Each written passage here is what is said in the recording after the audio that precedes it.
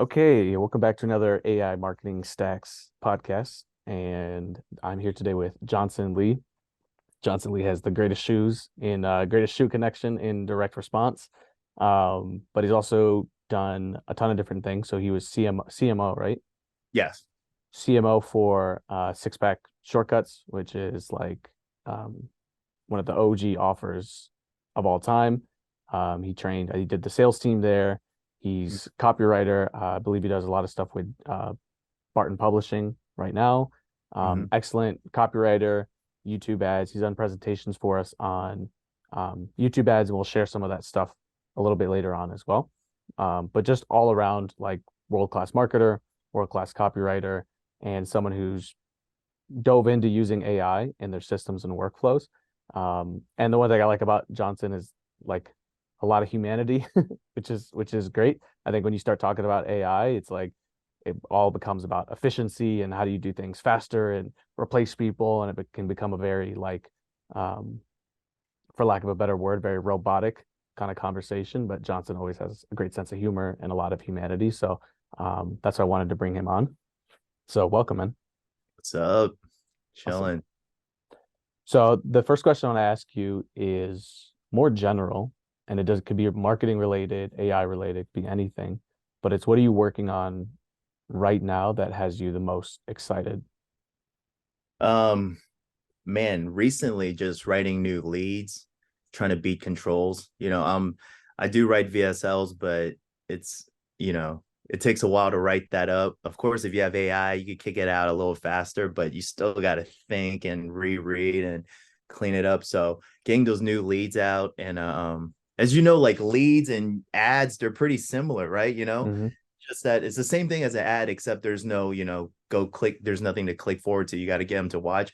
I feel like those test a lot faster. And if you get that win, I'm addicted to that win, right? I need to have the control winner. I need to have this killer ad that Mm. people are talking about. Yeah. Mm. So that gets me excited. Is that the part of the beat your control that gets you motivated? The competitive part, the Yeah. yeah. I Nice. really believe, yourself, myself, any copywriter, you could beat any control.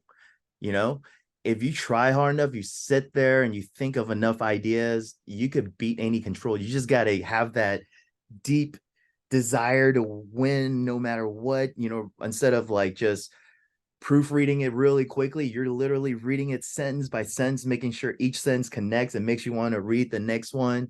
If you could do that, you could beat it. And that beating that VSL, beating the new lead, whatever it is, getting that next top YouTube ad is so that winning feeling is so addictive. Mm. And it carries on when you're writing your next lead. You remember, I'm that dude that beats control and done it. This Yep. this one coming out has to win, you Yep. know, compared to just like, copywriter that hasn't worked hard enough or devoted enough time to, really strive to beat that control. They don't have that same winning feeling to back them up when they're writing. So they Hmm. question their copy. They might put something in AI and think AI is kicking out better copy than what they're writing, and they're not confident, but you never know. Maybe the AI is better. But if you're that confident, like for yourself, if you're writing something with AI and if you wrote it hand by hand yourself right there, you could beat that AI. Hmm. Yeah. Yeah, I mean, that conversation is like I've noticed there's a lot of different types of copywriters. There's the copywriters who are like the expedient copywriters.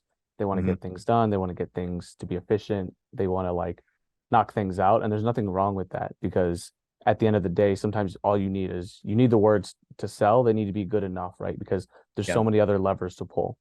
But then there's someone I would consider you in this camp who are like the copywriting craftsmen. They Mm-hmm. love the craft, they love the art of it. They love the whole, at least for me, the idea of beating control is like there's a whole universe of things you can say, like literally infinite number of things that you could say. And it's like, Yeah. what is the perfect pattern of words together? Our video for us. What's the perfect pattern of words that you can fit together that's going to like unlock something in someone's mind or makes them do something different. And so the creativity, the potential is awesome. I actually think, maybe one of the fears with AI is like it will replace that love for the craft because it will just do it for you, right? Or it becomes very robotic. But, and we'll talk about this a little bit later, is I think it can actually open that up a little bit more because it Yeah. can generate so many more ideas and help you find that winning idea so much faster, which I think is Yeah, cool. for sure. Yeah, like a lot of people, they'll, put an idea, tell AI, they don't even tell AI to learn what they're one of the most important things about AI is you got to have it learn your style of copy, right? Because you have a certain style. When you write a VSL or you have an ad or email and someone else reads it, they're like, I think Luke wrote that. Like, I think Hmm. he wrote that. Like, you can see certain words. Like, I have people call me up. They're like, yo, I saw this ad about this heart health. Did you write it? I heard him say, listen, this is why, and I know you say those specific words, blah, blah, blah. Yeah. But yeah, with AI, they just take the first copy and go with it. It might work, but my goal is to get us, use AI as a research tool, also get a bunch of different ideas and maybe take the best ideas and see how you could combine it into one, right? Kind of like when we're studying other people's VSLs, hey, there's a top winner on ClickBank or Buy Goods or whatever, Digis, I don't know. We'll watch those videos and constantly see new ads on Instagram, Facebook, and kind of take away the little key points from those. So when you're writing your next ad, you're like, man, that's converting because of that, that sentence, this line, that I'm going to see how I'm going to be able to put it all together, and that's where you could use AI. Hey, I saw this lead. I saw this lead. Can you make sure, you take what's the key points, like even using AI, and I'm sure you guys do that where you have it grade your copy. I don't know how like accurate it is, but I would Sure. ask it, from 1 out of 10, how do you rate this ad? And I'll give it some, example ads they're converting. They'll rate it, this is a 7 out of 10. Here's your flaws and here's your cons, and you know, Yeah, it actually does pretty good with that. We did like a AI copy chief training mhm. a while back. And so I think Stephanie like took the doc, ran it through Claude a couple times. It was like, all right, like now like analyze the sales letter and like tell me what I did wrong. So we're working out that process, but actually does a pretty good job at being like, okay, this is confusing. Like shorten this sentence, do this, do that. Um, the next question, and I want you to like, I would love if you could answer this question from a place of like very personal to you, what Mhm. makes you excited, that's something new. And the question is like, what's the last thing that you learned in the whole world of marketing? So sales, persuasion, copywriting, marketing, that one really surprised you and that has just like fascinated you, something that you want to use in your business, in your copy. um Man, that's a tough one. There's so much things, but man, in copy, this one doesn't really, it has to do with copy. It kind of does, it doesn't, where man, we've been, for you mentioned work with Joe, he had a VSL with a PowerPoint and it just couldn't beat it. A Mm, PowerPoint, you mm, know, pay a video editor, like 15 grand to get it, fully visual, and can't beat a PowerPoint, and so it gets me back to, focus on the copy, right? It sounds crazy, like focus on the copy. A lot of people will write copy in their head thinking, I have this amazing video editor that could do 3D renders and all this special effects. And what happens is that if you're depending on that, you'll start writing weak copy and basing on special effects. One thing I was teaching, not teaching, I was talking to other copywriters about was, if you watch Disney movies now and Marvel movies, they're all bombing, yep. right? They're all bombing. Whatever, maybe they have an agenda in their videos and people don't like those agendas, but they're not performing anymore. And yet it's the highest production cost all time, 350 million, 400 million for a movie, and they don't work. Where Mm, back in the days, it was just a, crappy production and they were making hundreds of millions, whatever, right? You could talk mess about Indiana Jones and all of that back then, but they killed it, right? So there's a limit on production creativity. And as you now, they've hit the point in movies where, they find out, okay, spending $300 million is not going to help. Now they're going back to like really honing into, you know, the sales pitch, whatever. In our point, it's a sales pitch, the mechanism, all of that, really honing into the story. And that's what they need to go back to do. So that's one takeaway is don't depend on outside forces, depend on the copy. If your copy is good, you could win with a PowerPoint. yep. So that's one And of the takeaways. I love it. And I think that's the whole conversation with AI too, is like, can AI write you a sales letter in 5 minutes, what used to take, maybe a few days, whatever. It's like, yeah, it can, right? And those efficiencies will add up. And the conversation about like, you know, do you need AI in your business to keep up? It's like, of course, it's a new technology, you need it. Yeah. But at the same time, simple things like a PowerPoint, right? Or a simple sales pitch that's just well crafted can still work. And so trying to force AI as the solution into every area of your business will Hmm. probably make it, then you're going to treat it more like a gimmick, right? Yeah. But as an amplifier for the basics and the main principles that have been around forever, I think it's really, really powerful. And Yeah. one of the actually one usually I don't share one of my marketing insights, but I literally just had it like 10 minutes ago. I'm at an event and I'm listening to I think uh Michael Burnoff. He does Hmm. motivational speaking and NLP and persuasion. And he was just sharing about using I've heard this conversation before, but it clicked for the first time for me, where he was talking about as someone who does persuasion, copywriter, sales pitch, you are a drug dealer, right? Hmm. That's his whole thing.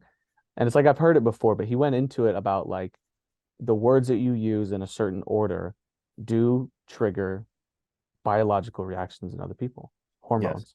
And so he talked about the four hormones, which is, or the four emotions or moods you can evoke in people and the hormones they're associated with, which is excitement for dopamine, Hmm. fear, which is cortisol, pride, which is serotonin. This is the one he harped on the most.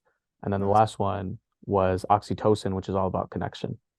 And Okay. as I was sitting there, I started to realize so many of the principles and the words that we use in copy, right? So, copywriters understand sometimes there's a moment for the fear, right? This is your limited even if it's as simple as, hey, this sale is going to end soon, right? That's a little bit of the cortisol. The dopamine is this new opportunity, right? Something new you never heard of before. That's why novelty is so important. But some of the other ones, for example, the serotonin is about creating pride in other people and how like language using that language in we already use it in upsells, for instance. In upsell, you might say, congratulations on your purchase, you did so well. But you can also use it in sales copy or ads, like, look at you, like you're becoming a hero because you're using this product, right? You're doing Yeah. this not just for yourself, you're doing it for your family, etc. And I think like for me, connecting some of the tactics about the copywriting, the words that I know work, and then connecting it to what is the actual biology that's going on, even the chemistry in someone else. That Yeah. to me is a really exciting conversation because you can almost break down everything you're doing in a sales letter into one of those hormonal reactions.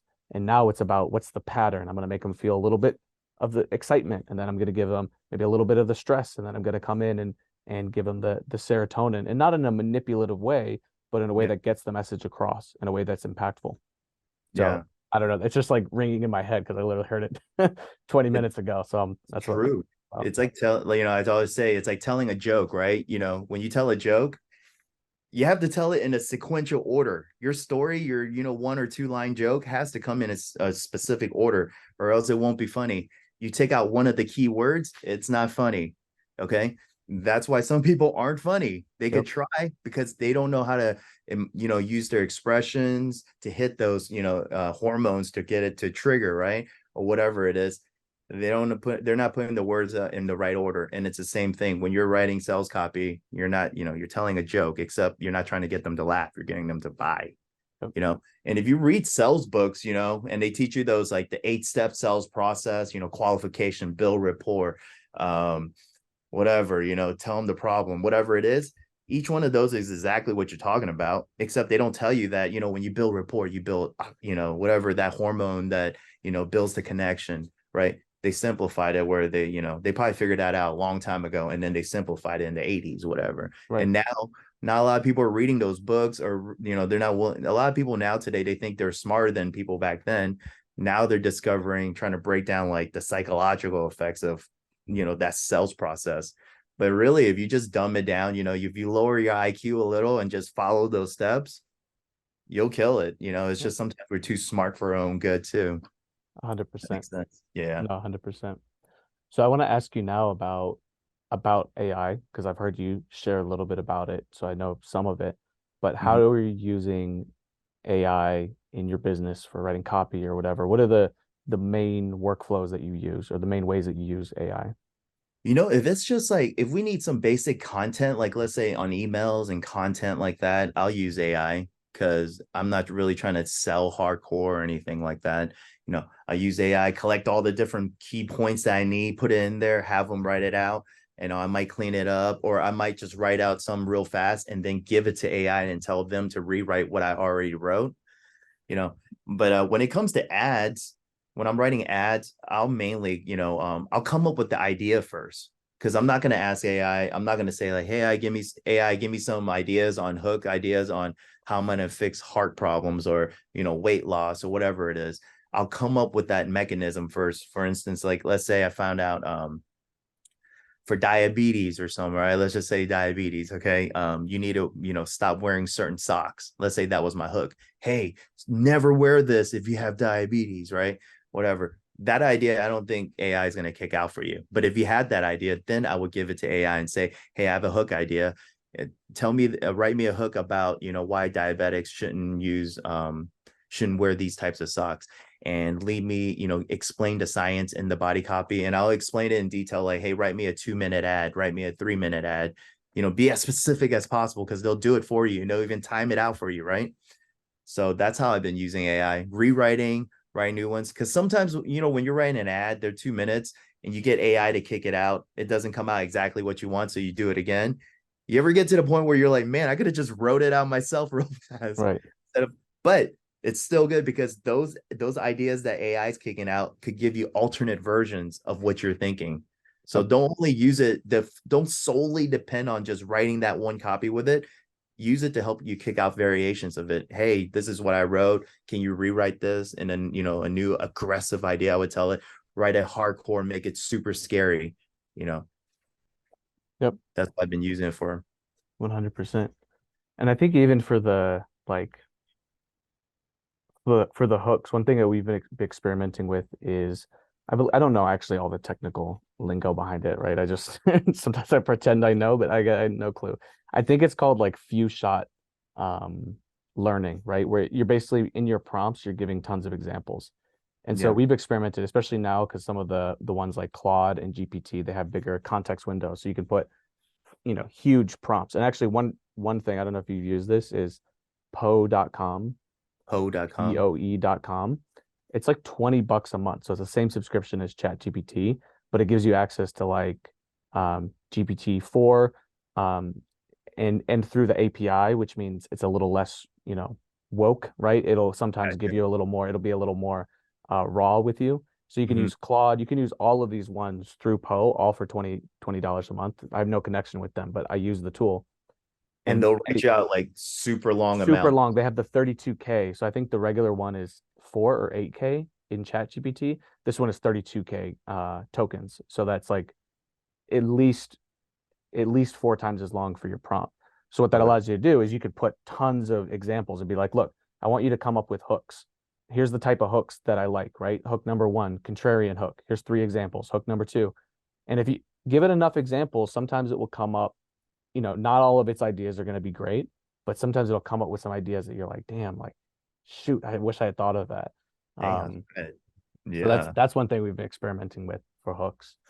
Um, are there any other, well, let me ask, which AI tools do you use um the most? Are you mostly using I chat mean, or yeah, I mainly use chat. Yeah. I think it's like, I don't even remember. It's like there's like a normal and advanced version. It's like a couple of bucks. Yeah. I oh, mainly use it for that. Like I said, I'm writing like a lot of times I'll also plug in chunks of copy at a time. So if I'm rewriting a VSL, right? And as you know, a lot of the body copy could be just adjusted for a new version, for another variation, right? I'll plug in little sections at a time instead of plugging in the whole thing. Because sometimes we plug in the whole thing, but certain sections don't look right. I feel like plugging these little segments at a time and then pasting it, I'm able to connect it and transition it a little bit better. mhm. So I mainly use it for that. But yeah, a lot of times it's just I'll give it the hook idea and then just helps me write it out. And then I'll look at that as a guide and then rewrite it, or write one off, or freestyle one like a rapper, right? Just freestyle idea and then copy and I freestyle on my phone as a text, whatever. Or, I don't use the app on the phone, and then I'll just copy and paste in the chat. Like, use this as an idea, write this into an ad about this, and boom. Yeah. Yeah, that's one thing you had said, which I like, and I don't see a lot of people using, which is like, I think it depends on how you think. For me, I think in very like almost like shorthand, right? So like I'm writing copy and I'm like blah blah blah something something and like, now talk about benefits, and so I'll use like a lot of blah blah blah type stuff. You Mhm. throw that in there just like something raw and like stream of consciousness or a freestyle like you said, pop it Mhm. in there and it's really good at forming complete sentences and complete ideas and making everything consistent, which just speeds up the workflow process, right? You can go from your raw idea, which you have years and years of experience, the stuff Mhm. just flows out of you, and now you can actually use it to expedite the process because it can take that and turn it into something that's actually legible, at least for me. What else is sometimes I'll overwrite, like, hey, can we Mm. write a new lead? I'll end up writing like 8 pages. And I'm like, man, I need to keep this shorter. I'll copy the whole thing down, paste it in chat. Hey, keep the same verbiage, don't change the words, just cut it down based on, and I'll have it cut down shorter versions and I'll test those, you Mm. know. Because if you're sitting there trying to cut down, sometimes you get so bought into your words that you write, you're like, I can't delete this. This is vital, and then you tell your friend to go read it, a copywriting friend to read it. They're like, delete this whole section. You're like, oh my gosh, I need this. You're like so bought into your own ideas sometimes.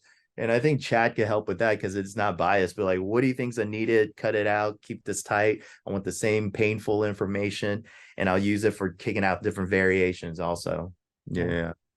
You know, I get what else? another question, which Yeah. is, what is the last piece of copy? I'm going to say copy because I know you're a tried and true copywriter. What's the last piece of copy you've written that you were like really proud of? You're like, this is sick. This is sick. Oh man.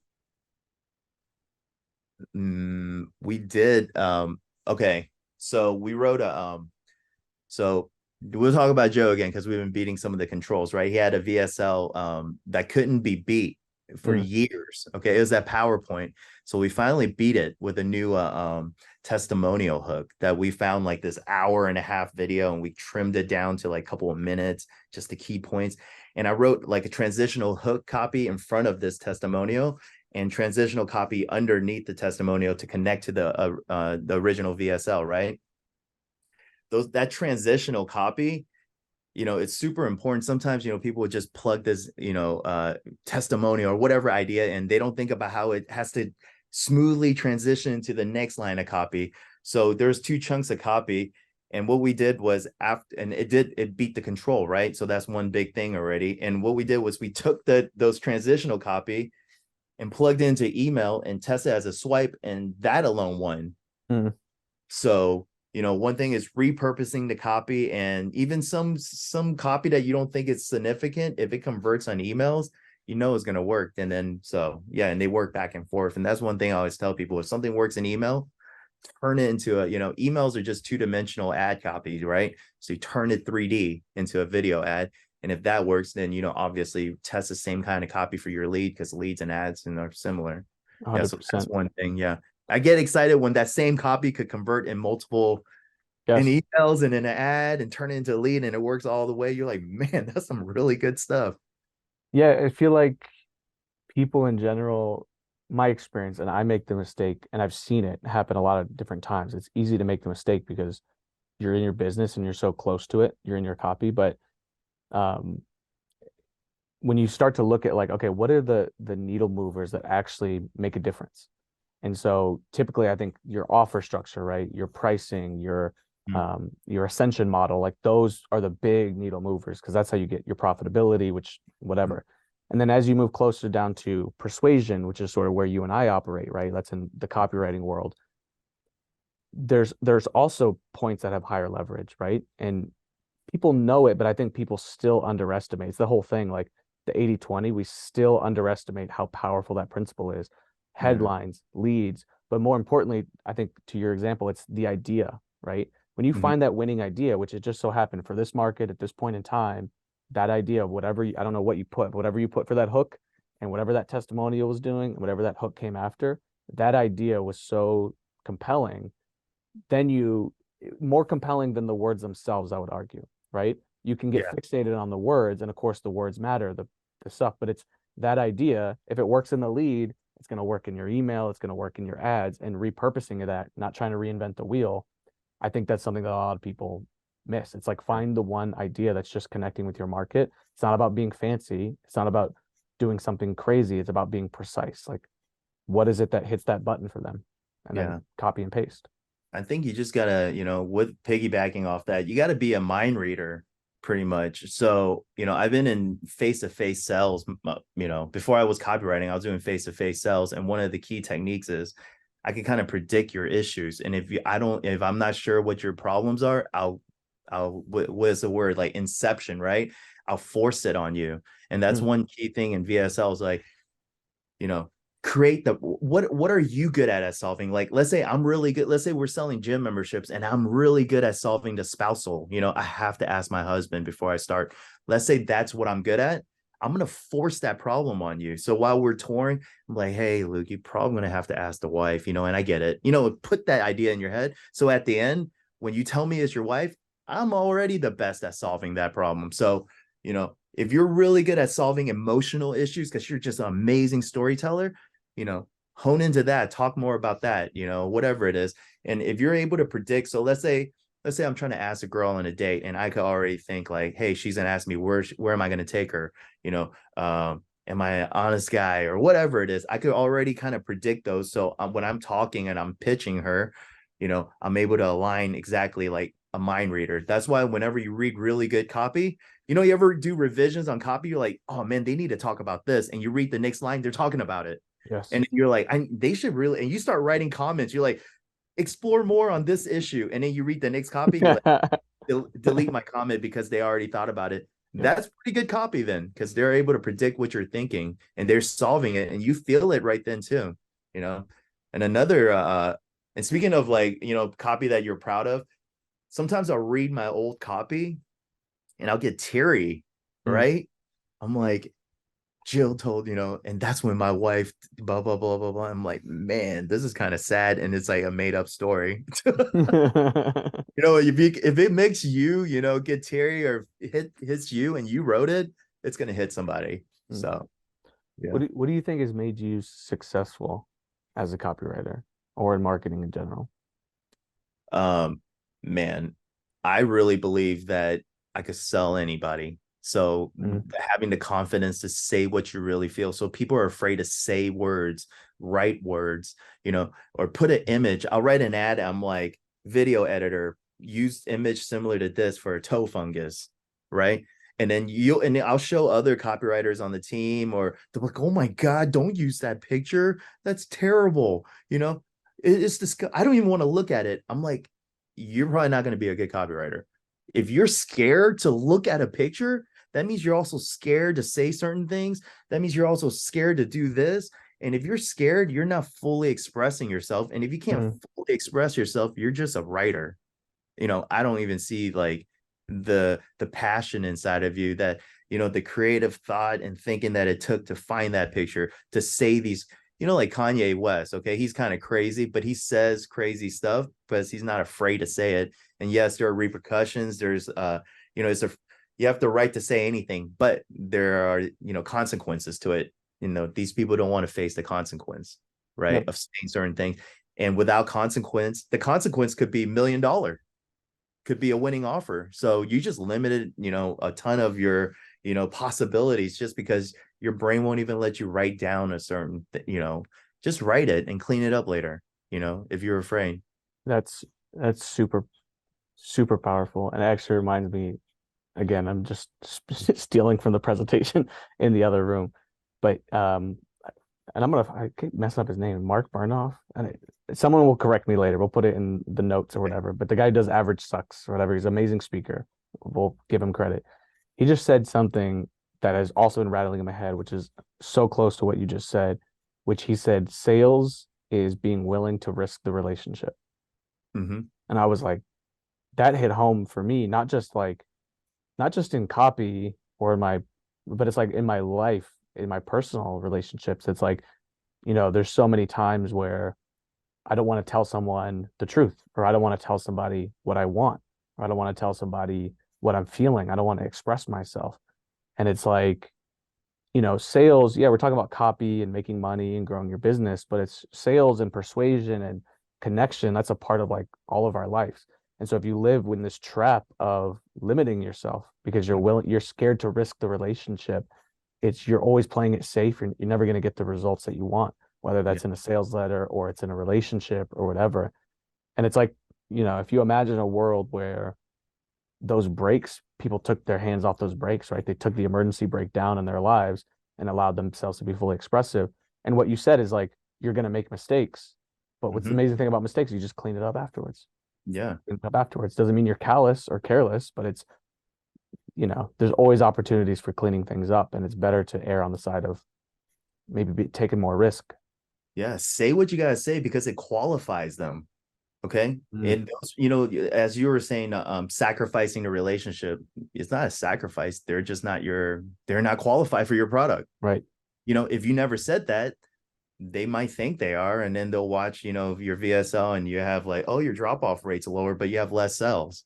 You ever seen that on a VSL? Oh, people watch it through, but lower conversion. And this other VSL has a drop off rate much sooner after 20 minutes, but it has more conversions. Yep. How? It's because this VSL, even though it has a faster drop off rate, they qualify these people so well that the people that actually stay on buy, Yep. and they buy more than normal because Hmm. they're taking the upsells, you're emailing them, phone selling them, So going back to like when I used to sell memberships, I still remember I'm hardcore. Like I don't let people go. I'll just keep talking and say whatever's in my heart because when I look at my paycheck at the end of the month, I better be smiling, right? Because if I'm not smiling, I'm gonna start thinking, man, I should have told this guy that. Man, I should have told her that. It's like the guy that's girlfriend left him, and he's like, I should have told her. Well, she's gone. Hmm. Could have, you could have. You know what? That's why I always think of just say what you got to say right there. And some of the people that I sold memberships to that we get in a little confrontation at the end on the closing.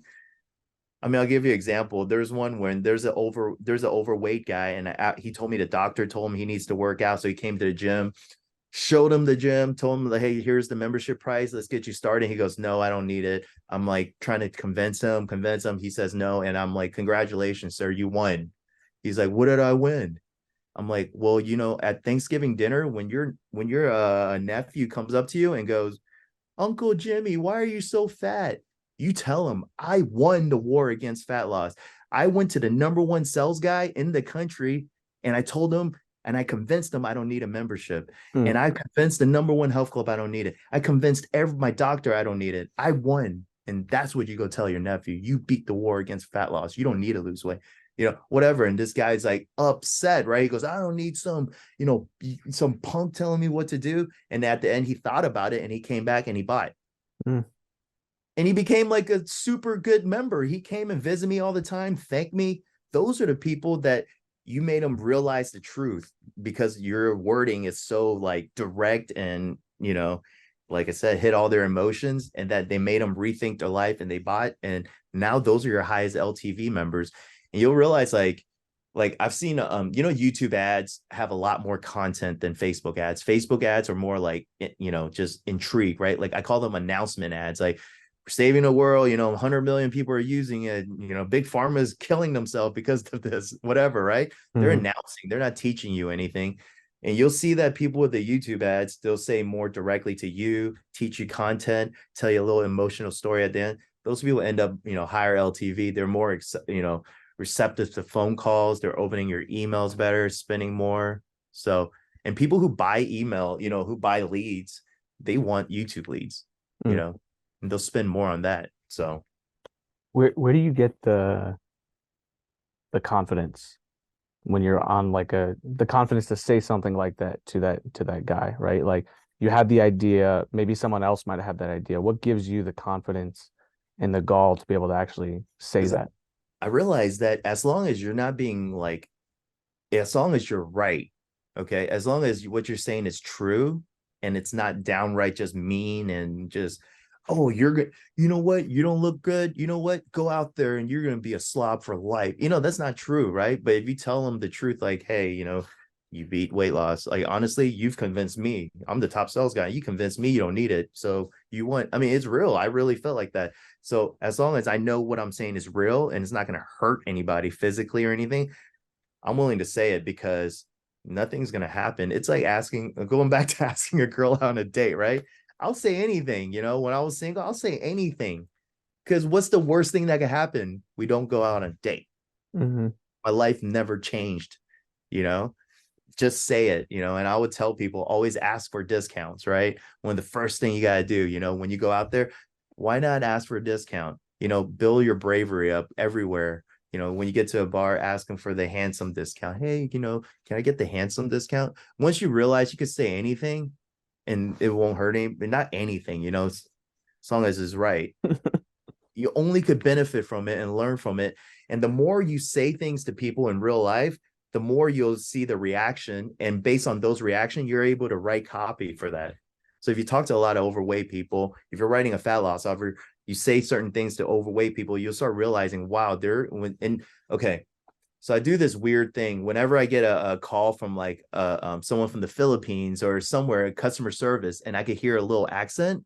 I could tell that they're trying to keep the American accent on the phone, right? Mm. So what I'll do is try to anger them and break them to get them to reveal their real accent. It's like a little mental game. I know it's kind of weird, right?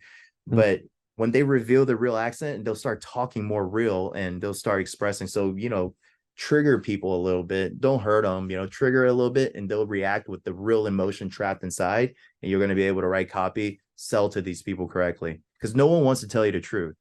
Hey, Luke, how you doing with your workouts? Oh, I'm doing good. Maybe that's not the real truth, you know? Maybe what's deep inside is like, you know, I've been cheating on all my, you won't tell me, you know, whatever it is. Oh, I don't have enough money to prep this or that, well, whatever it is that goes in your copy. Hey, you're looking to clean up your meals, but you know, but those pre-made meals are just too expensive out of your budget. You're only going to afford ramen noodles right now. Well, I'm gonna teach you how to get in shape with ramen noodles. I don't know, you know, Right. whatever. Yeah. Yeah. Yeah, it's super interesting because it's, we in the marketing world, especially if you're like a learner, like a lifelong learner, you're going to be exposed to tons of strategies and tons of tactics. And I'm Mm-hmm. always trying to be like, all right, let's like go to first principles and let's like figure out what's going on. And I think one of those principles is, if you have a business, your business is to solve a problem, right? Mm-hmm. So there's a transformation that's involved. And a lot of these transformations are highly emotional, right? It's around weight gain and weight loss, which is, yes, it's a technical thing, right? Like too many calories in, Yeah. not enough calories out. But it's deeper than that. There's a whole emotional element, whole emotional layer to it. And transformation is always going to be uncomfortable for Yeah. people, right? No matter what it is, if it's a mindset, if it's a body thing, it's always going to be uncomfortable. So being willing to take risks in the marketing and take risks in your offer, right? Like even really good offers are offers that are built on strong guarantees, offers that are built on, I think it was Chris Haddad. You can't find this video anymore, but he did a presentation, I think at Mind Valley long time ago. And it's like the 8 conversion tricks or something like that.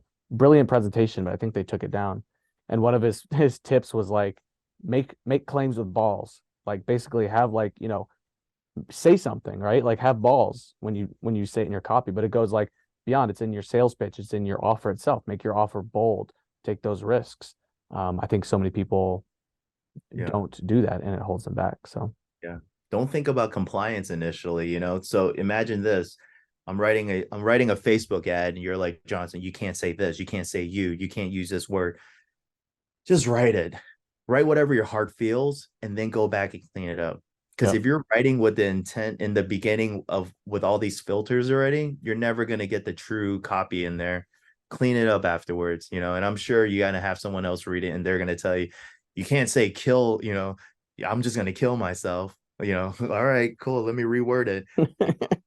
You know, it might feel, you know, man, my weight loss was I gained so much weight, I didn't even feel like I was alive anymore. Okay, great. Now it's compliant. Good, go. yep, You know, I wanted to kill myself. You can't say that. Okay, I wanted to. It felt like the end of my life. Okay, good. But it kept the core of it. But if you had the compliance, you wouldn't even think about saying something like that. yeah. Yeah. So last question is, what do you think is something that anyone listening in marketing and copywriting should play around with AI, right? It could be a prompt, it could be a new tool or something else. What do you think they should play around with? Man, I definitely like the prompts, you know, and of course, if you get a good prompt, save it, right? Yep. Or, sometimes I get copy that AI kicks out, and I'm like, man, this is exactly what I was looking for. And then like later on, I don't save the prompt. I'm like trying to go back and find it. I'm like, man, what did I say in that prompt? Mm, That's you know, always mess with the prompt, get super detailed. Like, don't like go beyond your limit, test what the AI could do. Write me a 1 minute and 45 seconds, maybe time it after. Write me this to do this, rearrange this, keep it aggressive in the first sentence, also include this science. Like, test like your prompts, yeah, over and over, save it so this way you don't have to rethink those prompts later, copy and paste. Or if you're with like you guys have like AI program, there's already pre-written prompts, maybe try to beat those prompts, maybe split sure. test prompts, maybe Yep. maybe that's like a new thing in the future. Beat your Split test it, beat your prompt. I got a new prompt killer. Yeah, but Somebody said um he did a training call for us, this guy Dave Katage, and he said something interesting. He's like, when I sit down to make prompts, I try to surprise myself. And he's mm, like, I sit back and he's like, I write it from the end in mind. So I say, what what output would I want to get that would be so shocking and surprising to me? It would like make me like feel like weird, like holy shit, there's no way that the AI just did this. He's like, I start from that. Like what is that output? And then he says, then I just reverse engineer it and ask myself, okay, well, what would I have to tell? And this is what I do. What would I have to tell somebody else to create something like that? What are all mhm, the parameters? Well, I want to tell them what's the purpose of this. Cool. I'd want to give them examples of what it looks like. I'd want to tell them what not to do. I'd want to tell them, what perspective to take. And I think when you take it in that mind, coming up with prompts becomes a lot simpler because it's like, what would you have to tell a human to understand, right? And obviously AI is not human. There's so many different nuances to it, so that will only take you so far. But I thought that was so cool to be like, all right, let me start from the end in mind. What is the output that would be so good it would like shock me, you know? yeah. So, One thing I might have said this to you before, I've said in another video, was I'll start writing copy at the point of no. Okay. Which means, hey Luke, you want to buy my fitness program? No. mm, Okay. What do I have to say now? Because most people are writing from the point of yes, right? Like, oh, I'm gonna write sales copy for this person that's looking for fat loss, right? It's true they're looking for it, but in reality, you're writing copy for someone who's looking for mm, fat loss but refused to do it and said no to fitness programs, all of that. What would you say then? It's mm, a totally different pitch, right? that's Asking a so girl good. out, yeah, asking a girl out who already told you no is a totally different pitch than Yep. asking brand new girls. So maybe go and tell your AI prompt, hey, I'm writing sales copy. You're going to be a lead copywriter and you're going to help me write sales copy to people who rejected 100 different fitness programs, who refuse to listen to the doctor, who don't listen to any friends, who weigh 195 pounds and it's only 5'1", like put them in the situation that's like even more hardcore. And one more thing I just remember is that I was reading an article about what's the difference between human and AI. What if you read AI copy, you have a good sense like this. I think this is AI, right? And a human wrote it. And the one separation is that humans have an attention problem. Mm. Okay. So let's say you were like, Johnson, what you do this weekend? Oh, I went with my friends to go to the lake. We got oh my gosh, and I saw this like turtle upside down on the street.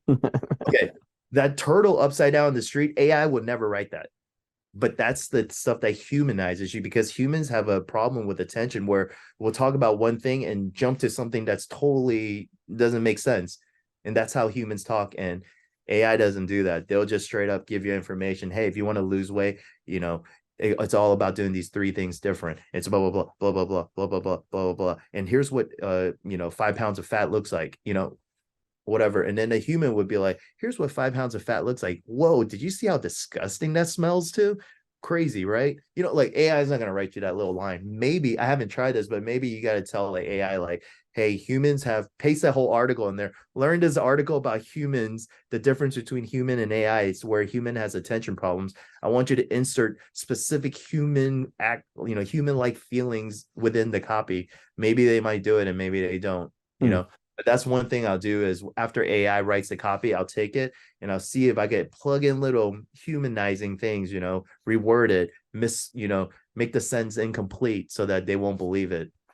Yeah. Yeah. No, I it's super have, good. oh, one other thing is I did see, of course, in the future, of course, they want more human writing, right?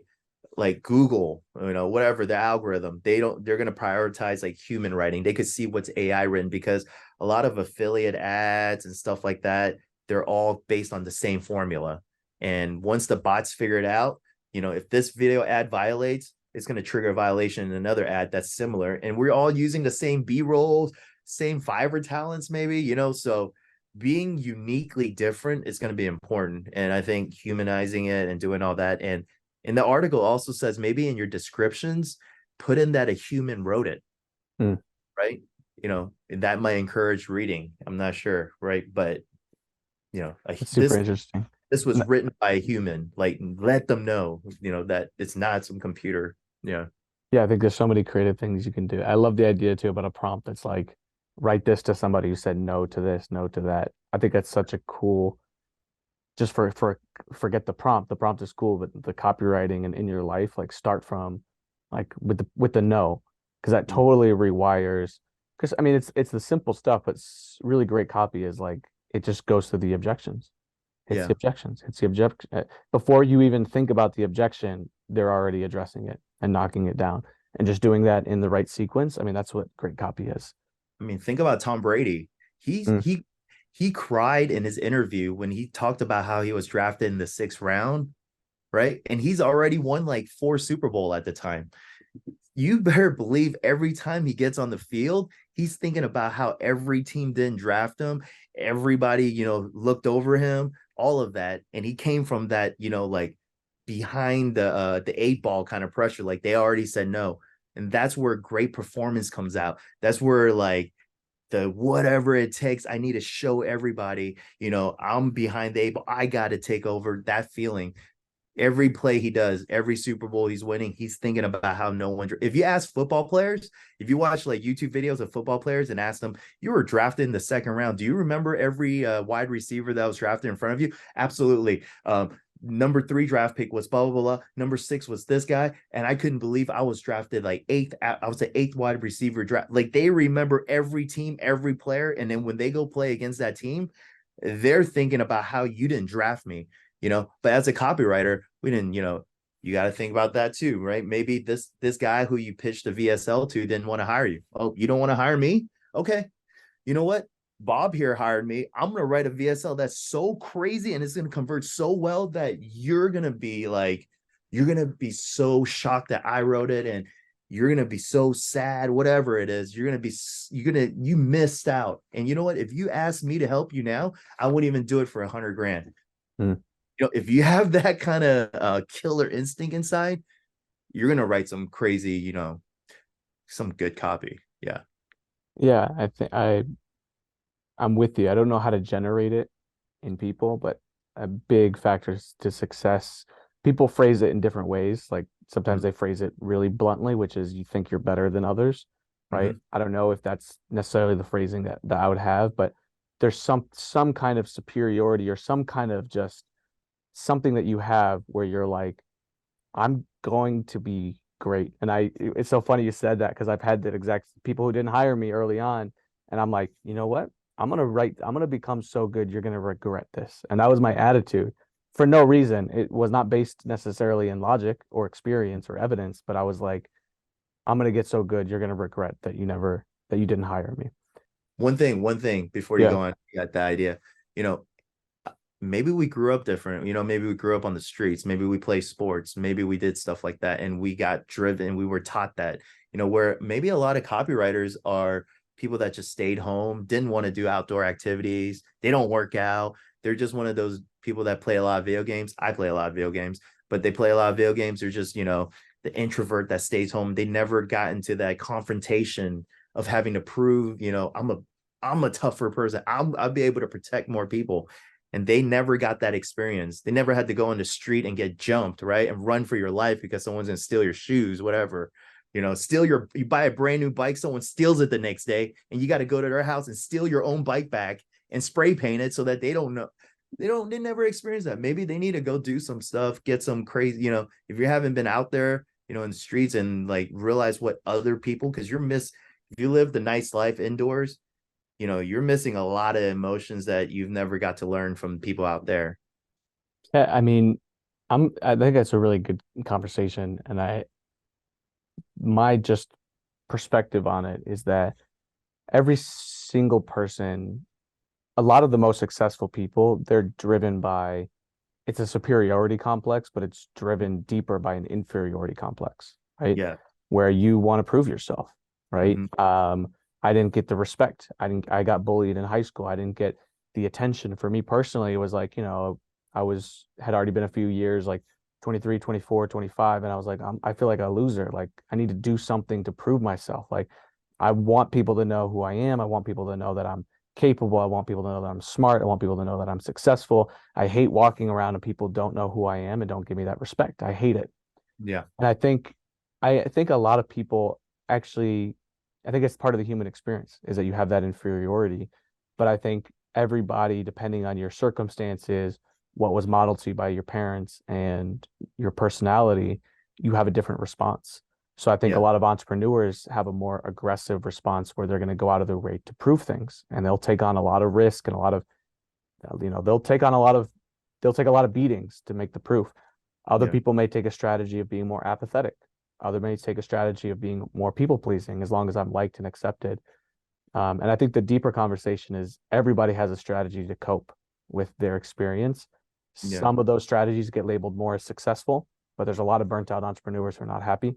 Yeah. And so, you know, but then there's a lot of people who maybe are apathetic, right? And that's their way of covering up their own feelings, their own fears. And I think on both sides, you got to kind of crack the shell a little bit and be like, all right, let's go deep. Like, let's Yeah. figure out exactly why you feel inferior, right? And how do we actually cope with that? How do we actually deal with that in a healthy, evolved way? Yeah. But I think that's a really, really interesting conversation because I think it's true. Every successful person I know is driven by um, both an idea that they're maybe better and a belief that they're worse. Yeah. It's really And you interesting. just, like you said, a lot of entrepreneurs get burnt out. They just need to be able to turn that off. So in sales, I tell the sales guys or the copywriters, like, say this, tell them this, they're on the phone. I'm like, yo, we could hear them, right? Like, say this to them, say this to them. No, I'm not that. I can't say that. I'm not you, Johnson. I can't write that. I'm not you, I'm not that kind of guy. Well, like I said, you got to be able to turn it off, right? That deep insecurity, trying to prove yourself, turn that on when you're writing copy. Afterwards, turn it off and live your normal life. It doesn't matter if you're 40 and you don't have any savings. Live your life. Don't dwell on that sadness, right? And that's one thing you got to turn it off. Just like a movie star, I would use this example all the time. Brad Pitt kills people in movies, right? Yes. He does not kill people in real life. Mm. No. But if he told you he doesn't want to kill people in a movie, he's probably not going to get those roles anymore, right? Same thing with you. I'm not telling you to act like this. I'm not telling you to have this intense drive and where you got to prove everybody wrong. Like, I'm not telling you to live that life because that's a horrible life. I'm telling you, when you're writing copy and we need a win, you need to push every type of emotion that you have, put it in there and get the right copy out. And if that means like metaphorically killing someone in a movie, that's what you got to write. You got to write killer words, Yep. boom, and then turn it off afterwards because you can't dwell like that. You got to go live your life afterwards. Yeah. Yep. 100%. Um, where can people find more about you and what you're up to? You go to my I do have a copy training for specific. It's not specific for YouTube. It's across the board, but a lot of it has to do with sales training at unskippablehook.com, where I teach you mainly, the format of my hook style content is content and copy. Also, we've been doing a lot of email management and beating controls and scaling offers. So yeah, you guys can always just go to my page at Unskippable Hook. You could book a call for whatever, you know. There's different Perfect. sec. I don't know all that stuff. I have someone set it up. We'll link it in the description. And you presented in Genesis, and I think in Genesis you presented some of the Oh yeah, some of unskippable that. hook stuff. Yeah, And it was really, really good. So I definitely encourage everyone to go check that out. And yeah, I just want to say thank you for taking the time to hop on. I really, really enjoyed the yeah. conversation. And Yeah, we could do more. We got to break some. Let's watch some VSLs. We'll do like. Man, I've been watching a lot of reaction videos, on YouTube. mm, We need to Mm, react to some brand new VSLs that we've never seen or add. And like we need to guess, man, I've been thinking like I've been looking for someone. We need to guess if this is a converting ad or not. Like that's the game. interesting. Right? Interesting. Yeah, that'll be All a right, fun. let's do it. When do you want to do it? I'm down. You let me know. We'll All right. set up a time. Okay, Yeah. let's do it. I love that idea. I've done those are actually the most fun. Like Yeah. just last night, I was like 11 o'clock at night. I'm watching a webinar and just like, shoot, that was really good. I like the way they say that. But Yeah. so I think it'd be really cool But did to it have one of those. win? And you look at the views, it's like 40 views. You're like, oh, never mind. Yeah. All right, cool. So yeah, let's definitely do that. But thanks so much for hopping on. It's always a Yeah, pleasure to hang out with you, man. for sure. All All right, right. bro. Take it easy. Peace. Peace.